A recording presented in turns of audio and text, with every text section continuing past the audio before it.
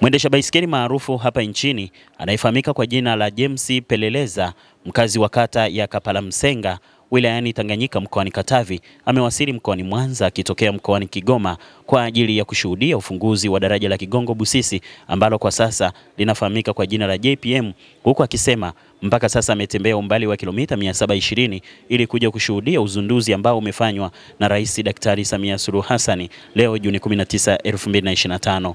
Akizungumza na IOTV mara baada ya kuwasili mkoani Mwanza, kijana Peleleza amesema lengo la kuzunguka mikoa mbalimbali ni kuhamasisha wananchi kuendelea kupambana na maadui watatu ambao ni maradhi, umaskini na ujinga, huku akimpongeza Rais Daktari Samia Suluhu Hassan kwa kuendelea kuwa mstari wa mbele katika kuwapambania Watanzania katika kuleta maendeleo ndani ya taifa la Tanzania.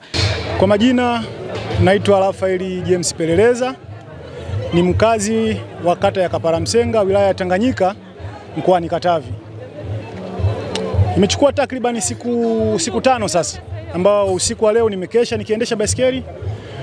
Ni takriban kilomita 720 kutoka mkoa wa Katavi kwenda mkoa wa Kigoma na kuja mkoa wa Mwanza. Lakini tukio adhimu kabisa lililonileta ndani ya jiji la Mwanza ni kwenye uzinduzi wa daraja la Kigongo Feri au alimaarufu JPM.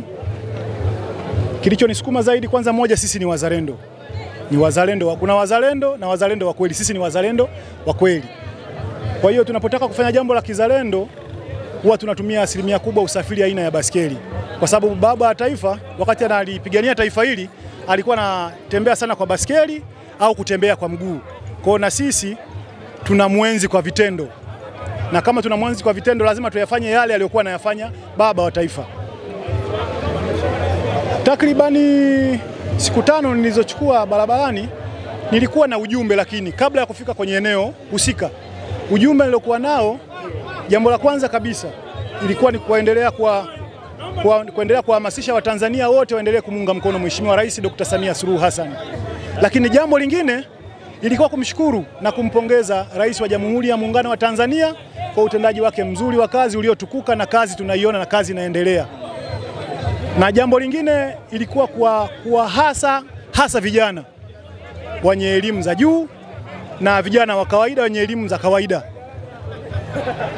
waachane na matendo maovu kama vile uvutaji, matumizi ya madawa ya kulevya, ubakaji, ulawiti na vitu vingine.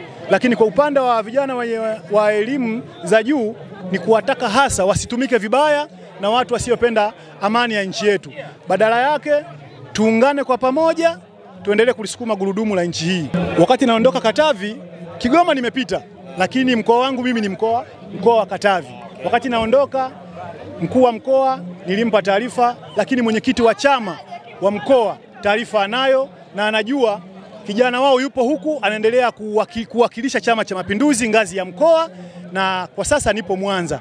Lakini mengine ambayo yamewahi kufanyika kupitia baskeli, nimewahi kuzunguka nchi nzima kumsemea Mheshimiwa Rais wa Jamhuri wa Muungano wa Tanzania Dr. Samia Suluhu Hassan, ambao ilikuwa ni kumpongeza kwa ujenzi wa madarasa ya Uviko 19 na kuendelea kuhamasisha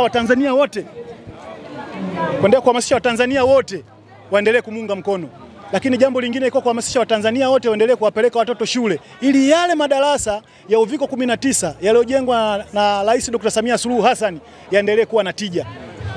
Kwa hiyo msafara huo nilianzia mkoa wa Mbeya na nikazunguka mikoa yote kutumia usafiri aina ya baskeli.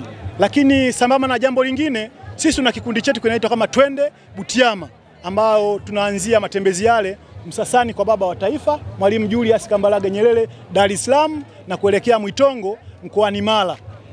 Takribani mwaka jana tumeendesha kama kilomita 2014, tulitoka Dar es Salaam tukaenda paka mkoa wa Kagera na baadaye tukaenda paka mkoa wa Mara.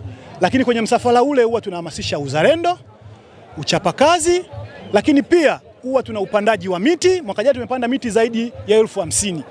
Lakini pia huwa tuna ugawaji wa madawati.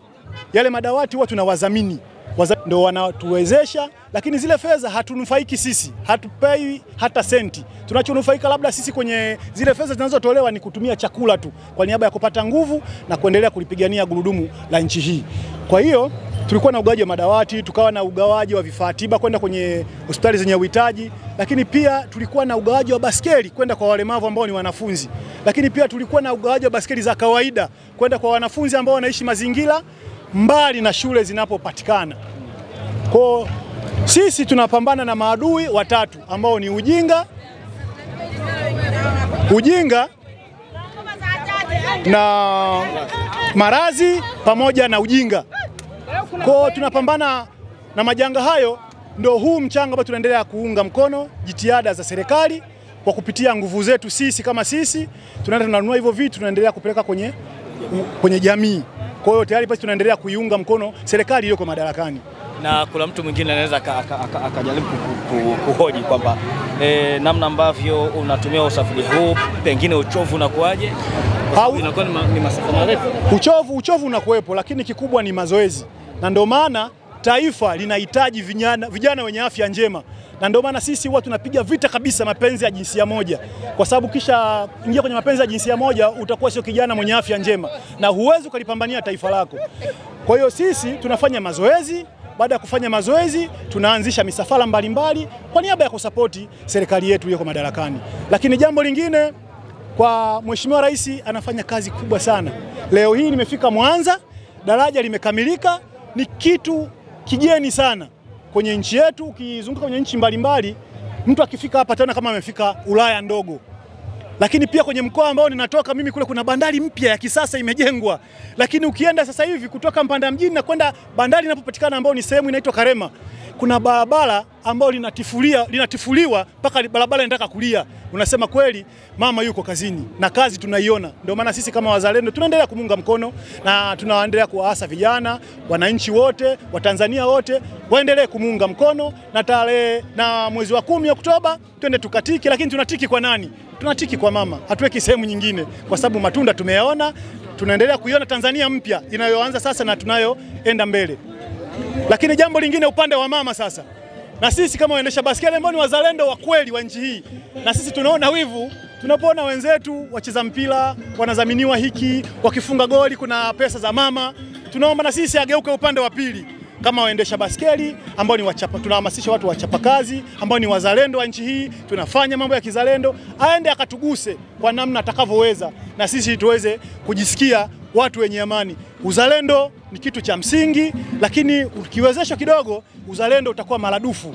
Huwezi ukakata tamaa, ili na wale walioko nyuma watakapoona tunaanza kupiga hatua na sisi sema kumbe kuna kitu fulani, lakini sio tunafanya mambo ya kizalendo au tunazidi kudidimia, wengine watakosa ule moyo wa kuvutiwa kuwa wazalendo wa kweli. Badala yake watakuwa ni wazalendo wa kuongea tu bila kufanya vitendo.